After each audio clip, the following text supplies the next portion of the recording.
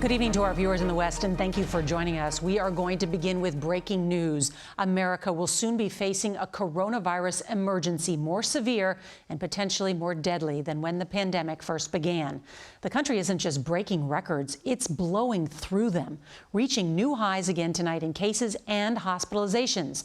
There are few words to describe the staggering size or depressing depth of the crisis. In just 3 weeks, the number of new coronavirus infections recorded each day in the U.S. has doubled. Nationwide, almost twice as many people are in the hospital tonight than there were just a month ago. And Americans are now dying each day at levels not seen since the worst months of the pandemic. Hospitals are running out of beds, doctors are running out of protective equipment, and families are running out of hope. As we come on the air tonight, mayors in major cities are now imposing tough new restrictions on everything from restaurants to family gatherings, and some are even considering closing schools again. Still, some experts warn none of that may be enough to slow down this deadly virus unless Americans change what they are doing right now.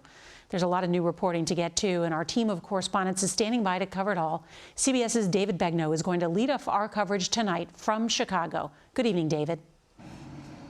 Good evening. Chicago's mayor has declared a stay-at-home advisory, but it doesn't have a lot of teeth to it in terms of enforcement.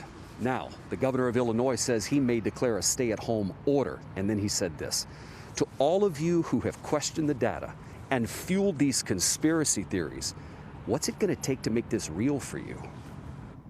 Tonight, the nation's third largest city is taking drastic measures to try and stop the surge. Chicago's mayor is telling residents, stay at home for the next 30 days, starting on Monday. And while this is tough, and of course this whole year has been tough, we must tell you, you must cancel the normal Thanksgiving plans. All of this comes as the governor of Illinois says he may impose a stay-at-home order statewide in the coming days. What will it take to make this real for you? Tonight, the COVID levels across the country are unprecedented. In Texas, where there are more than 1 million cases, that state would be just outside the world's top 10 countries as far as infections. And today in Michigan, the governor warned that hospitals are running dangerously low on protective equipment. Our case numbers are skyrocketing. Right now, this curve is a straight line and it is straight up. To the west now, bumper-to-bumper lines for COVID-19 testing stretched well into the night at LA's Dodger Stadium.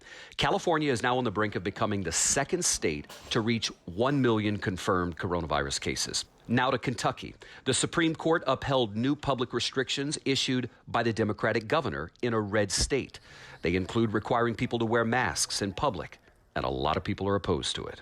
I'm done with politics when it comes to this battle. Dr. Michael Osterholm, a member of President-elect Biden's COVID-19 task force, is recommending a nationwide lockdown. Then we could lock down for 4 to 6 weeks, and if we did that, we could drive the numbers down like they've done in Asia, like they did in New Zealand and Australia. Some people are just not getting the message, or they're ignoring it. Today, what is being described as the nation's largest indoor water park opened up near Austin, Texas. Meanwhile, the first cruise ship to sail in the Caribbean since March is now docked in Barbados because a passenger tested positive for COVID-19.